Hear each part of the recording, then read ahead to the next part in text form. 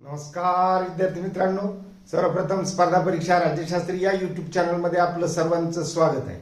आज आपण विद्यार्थी दशेमधील घ्यावयाची काळजी या सदराअंतर्गत कमीत कमीपणा कशा पद्धतीने साधावा याबाबतचा थोडक्यात वृत्तांत घेणार आहोत। मागील काही व्हिडिओमध्ये याच संदर्भात बरीचशी माहिती आपण घेतलेली आहे, जी की तुमच्या सुट्ट्यामध्ये अतिशय उपयोगी पडणार आहे। प्रत्येक वेळी आपल्याला सुट्ट्या येतात आणि जातात, मात्र त्याचा उपयोग कसा करावा हे आपल्याला माहित नसतं।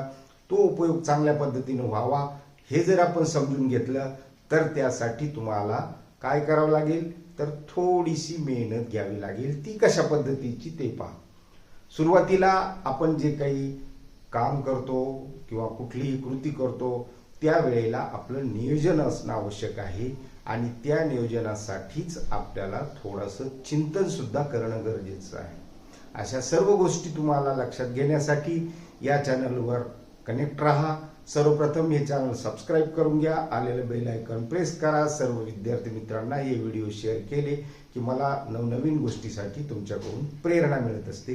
कमेंटच्या माध्यमातून तुमचं फीडबॅक सुद्धा मला अत्यंत गरजेचं असतं, जे की पुढील व्हिडिओसाठी उपयोगी असते। थोडक्यात आपण पाहतो की आपण कोणतीही गोष्ट करतो त्यावेळेला विद्यार्थी दशेमध्ये आपल्याला काय आवश्यक आहे।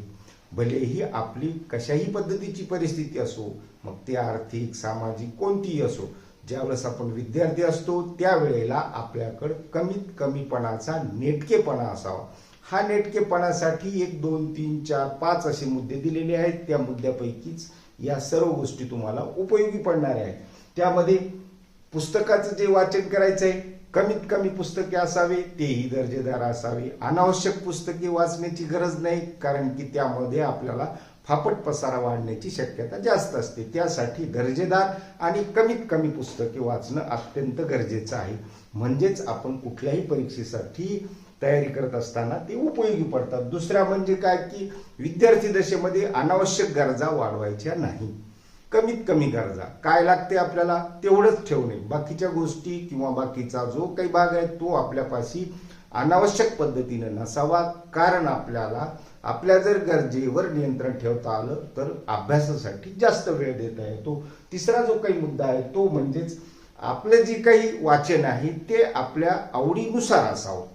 आवडीचं जर वाचन आपण करू लागलो तर आपल्याला त्यामध्ये इंटरेस्ट निर्माण होतो आणि आपली जी काही व्यासंग वाढण्याची स्थिती आहे ती वाढत जाते। जसं वाचन वाढत जाईल नवनवीन गोष्टी समजून येतात, त्या माध्यमातून आपण नवीन विचार करू शकतो, नवनवीन कल्पना सुचतात। त्या कल्पनाच्या आधारे आपल्याला नवनवीन परीक्षेसाठी सामोरं जाण्यासाठी प्रेरणा मिळत असते। ते सुद्धा आपण लक्षात घ्यायचं। त्याचबरोबर चौथा जो काही मुद्दा आजच्यासाठी दिलेला आहे तो म्हणजे अभ्यासातील सुसंगती। कोणतं वाचन आपण करत आहोत, कॉम्पिटिटिव्ह एक्झामचा जर आपण अभ्यास करत असाल तर त्या संदर्भातील कोणतं वाचन करत आहोत, त्यामध्ये आपली सुसंगती आहे का, ती सुसंगती लक्षात घ्यायची आणि आपल्या वेळेचं नियोजन करायचं। म्हणजेच आपल्यासाठी हा एक दृष्टिकोन तयार होतो। तो दृष्टिकोन कुठल्याही परीक्षेसाठी महत्वाचा असतो। आणि शेवटचा जो काही मुद्दा दिलेला आहे, ज्या काही आपण सर्व काही गोष्टी म्हणजेच कोणतीही गोष्ट असतो ती कमीत कमी पणाची जी सवय आहे ती सवय आपण जोपासणे अत्यंत गरजेचं आहे।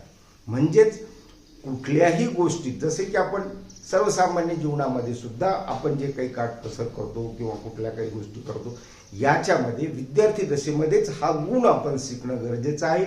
आणि तो गुण जर आपण घेतला तर आपल्याला पुढील भविष्यासाठी त्या सर्व गोष्टी उपयोगी ठरतात। विद्यार्थी दशेमध्ये या सर्व गोष्टी करणं गरजेचं आहे। त्यातली त्यात सुट्ट्यामध्ये करण्याचं गरजेचं आहे। सुट्ट्यामध्ये यासाठी कारण की तुमच्याकडे वेळ आहे, यावर विचार करा। विचार करण्याच्या माध्यमातून त्याला फॉलोअप सुद्धा करणं गरजेचं आहे। म्हणजेच आपल्यासाठी हा संदेश महत्वाचा आहे, स्पर्धा परीक्षेसाठी महत्वाचा आहे, इतर कुठल्याही परीक्षेसाठी महत्वाचा आहे। कारण विद्यार्थी दशेमध्ये स्पर्धा परीक्षाबरोबरच सर्व परीक्षाला आपल्याला कधी ना कधी कुठल्याही वेळी सामोरे जावे लागते। जर आपल्याला जीवनामध्ये चांगल्यात चांगली गोष्ट करायची असेल तर कमीत कमीपणाचा जो साधेपणा आहे तो साधेपणा आपल्या अंगी येणं गरजेचं आहे। त्यासाठीच आजचा हा संदेश आपण घेतलेला आहे, जो की तुमच्यासाठी महत्वाचा होता। आजचा व्हिडिओ पुरे आहे। धन्यवाद।